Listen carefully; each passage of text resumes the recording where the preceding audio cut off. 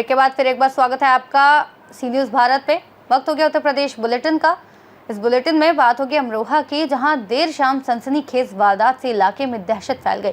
साथ ही बात होगी बहराइच की, जहां श्रावस्ती किसान सहकारी चीनी मिल की वार्षिक सामान्य निकाय बैठक आयोजित की गई।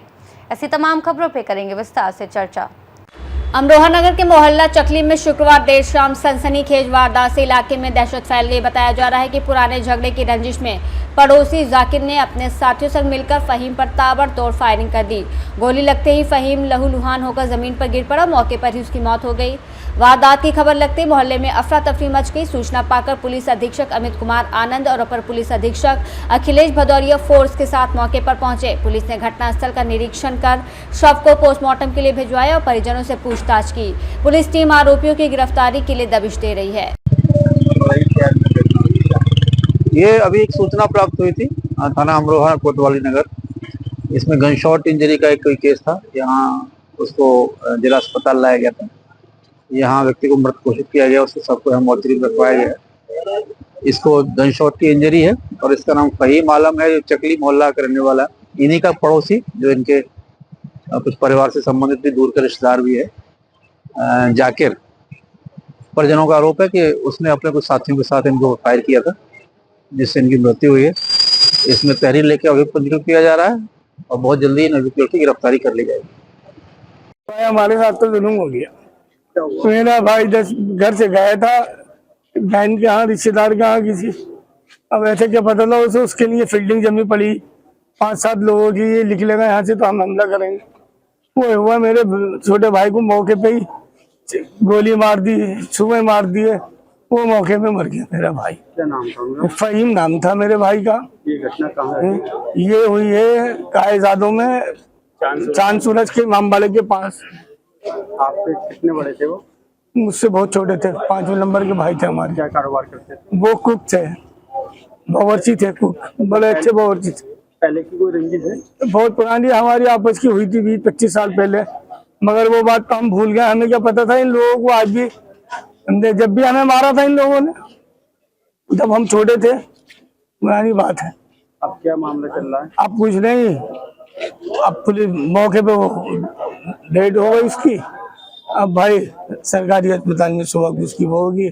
हम यहाँ आए हैं साहब कोतवाली में, हमें न्याय चाहिए हमें कोतवाली से, इंस्पेक्टर साहब से, जितने ये। अमरोहा से सी न्यूज़ संवाददाता विनीत अग्रवाल की रिपोर्ट। खबर बहराइच से है, जहां श्रावस्ती किसान सहकारी चीनी मिल नानपारा की वार्षिक सामान्य निकाय बैठक आयोजित की गई। बैठक की अध्यक्षता मिल के सभापति द्वारा की गई। इस मौके पर उपाध्यक्ष वीरचंद वर्मा, सचिव ज्योति मौर्य, डायरेक्टर डेलीगेट, मुख्य विकास अधिकारी सहित जिलाधिकारी के प्रतिनिधि और क्षेत्र के सैकड़ों किसान मौजूद रहे। बैठक में किसानों ने अपनी समस्याएं उठाई और प्रबंधन पर गंभीर सवाल खड़े किए। किसानों का कहना है कि चीनी मिल किसानों की डिटर्जेंट पाउडर की तरह इस्तेमाल करती है। काम निकलते ही किसानों को भुला दिया जाता है। बैठक के दौरान किसानों ने ऐलान किया कि अगर हमारी मांगों पर अमल नहीं हुआ तो हम अपना गन्ना नानपारा चीनी मिल को नहीं देंगे, बल्कि एरा चीनी मिल को बेचेंगे। इस मौके पर प्रबंधन ने किसानों को बड़ी राहत भी दी है।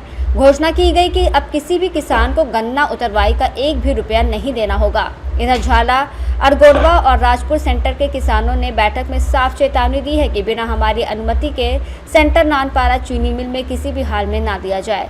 अगर जबरन ऐसा हुआ तो बड़ा आंदोलन करेंगे। बैठक में मौजूद सीडीओ ने जिलाधिकारी का संदेश पढ़कर सुनाया और आश्वासन दिया कि किसानों की सभी समस्याओं का समाधान प्राथमिकता से किया जाएगा। और गन्ना विभाग के अधिकारीगण, आज की इस एजीएम की मीटिंग में बोर्ड के लोगों ने जो अपनी अपनी प्रॉब्लम्स बताई थी वो मैंने नोट किए। कुछ को डीसीओ साहब ने सॉर्ट आउट करने का प्रयास किया है और बाकी मैं जीएम साहब को बता भी रहा था कि जो ये समस्याएं आपकी तरफ से उठाई जा रही हैं उनको हम कैसे समाधान कर सकते हैं। आपके द्वारा बताया गया था कि सेंटर में जो प्रॉब्लम्स हैं उनका निस्तारण होना चाहिए, तो प्रॉब्लम्स वाइज अगर आप लिख के देंगे जीएम साहब को तो उसका हम लोग निस्तारण कराएंगे।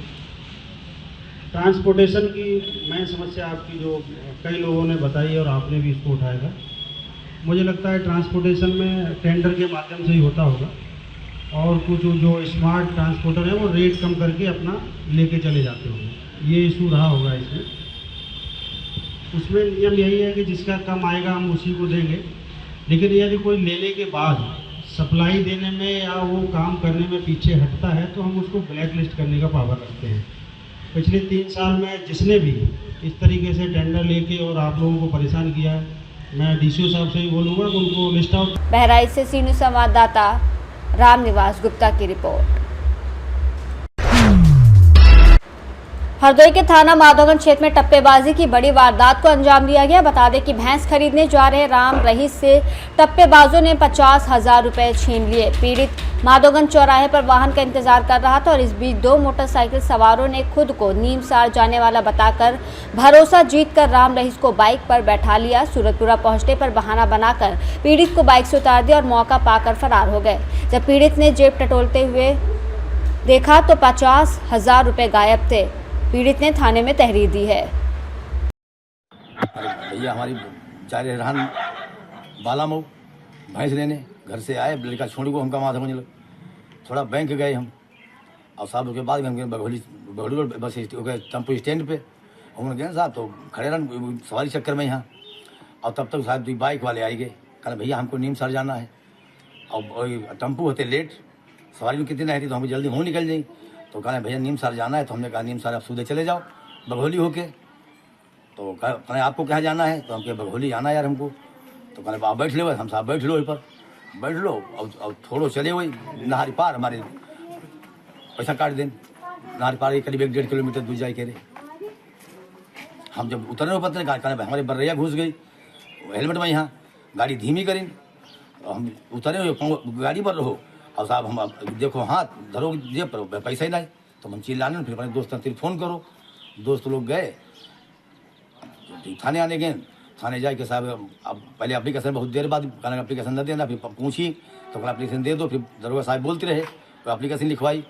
हम साहब तो पढ़े लिखे नहीं, एप्लीकेशन एक साथ ही लिखीस, फिर हमको पर्ची दे दो।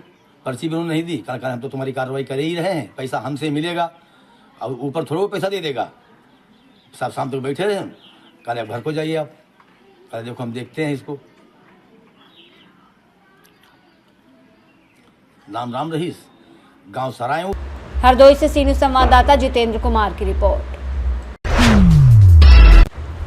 खबर मुरादाबाद से है, जहां भोजपुर थाना क्षेत्र के सरदार गांव में बजरंग दल के कार्यकर्ताओं को सूचना मिली कि गांव से 500 मीटर की दूरी पर जंगल में प्रतिबंधित पशु की हत्या होने की आशंका है। जब कार्यकर्ता बताए स्थान पर पहुंचे तो उन्होंने देखा कि एक खाली खेत में खून पड़ा है और अजीब तरह की बदबू भी फैल रही है। जब उन्होंने खून वाले स्थान को खोदना शुरू किया तो उसमें प्रतिबंधित पशु के 2 सिर सहित अन्य अवशेष मिले। ये देख कार्यकर्ताओं में आक्रोश फैल गया। सूचना पाकर मौके पर भोजपुर थाना अध्यक्ष शरद मलिक मौके पर पहुंचे और कार्यकर्ताओं को समझाने का प्रयास किया। वहीं सीओ और एसपी देहात पुलिस फोर्स के साथ घटनास्थल पर पहुंचे। उन्होंने प्रदर्शनकारियों को समझा बुझाकर किसी तरह शांत कराया और बजरंग दल के कार्यकर्ताओं को आश्वासन दिया कि दोषियों के खिलाफ सख्त कार्रवाई की जाएगी। मुरादाबाद से सीनियर संवाददाता देश रतन सिंह की रिपोर्ट। शताब्दी संकल्प 2047 के तहत समर्थ उत्तर प्रदेश विकसित उत्तर प्रदेश 2047 अभियान का आज द्वितीय दिन रामलुभाई साहनी राजकीय महिला महाविद्यालय राजकीय आयुर्वेदिक मेडिकल कॉलेज सभागार में छात्रों से संवाद कार्यक्रम का आयोजन किया गया। आयोजित कार्यक्रम में मंडलायुक्त बरेली स्वामी अग्रवाल, जिलाधिकारी ज्ञानेंद्र सिंह, प्रोफेसर MK सिंह, महात्मा ज्योतिबा फूले रुहेलखंड विश्वविद्यालय बरेली नोडल अधिकारी संजय कुमार सहित जिला स्तरीय अधिकारी, शिक्षक, छात्र छात्राएं आदि मौजूद रहे।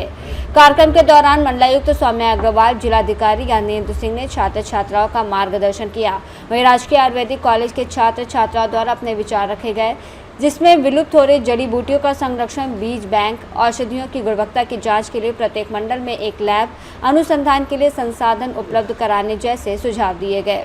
क्या कार्यक्रम है यहाँ पे? विकसित उत्तर प्रदेश 2047 की वर्कशॉप्स आयोजित करी जा रही हैं और आज यहाँ पे महाविद्यालय में छात्र छात्राओं से संवाद का कार्यक्रम आयोजित किया गया था। यहाँ पर एक professor Dhaka and doctor MK Singh, ये दोनों लोग भी यहाँ पर राज्य अतिथि के रूप में आए हैं और सब लोगों से सुझाव लिए गए हैं विजन डॉक्यूमेंट के संबंध में कि उन लोगों के विभिन्न जो 12 क्षेत्र हैं उसमें किस प्रकार से आगे काम किया जाना चाहिए और उनके सुझाव क्या हैं विकास के संबंध में। पीलीभीत से सी न्यूज़ संवाददाता हैदर खान की रिपोर्ट। बुलेटिन में फिलहाल इतना ही। देश और दुनिया की तमाम बड़ी जानकारियों के लिए देखते रहिए सी न्यूज़ भारत।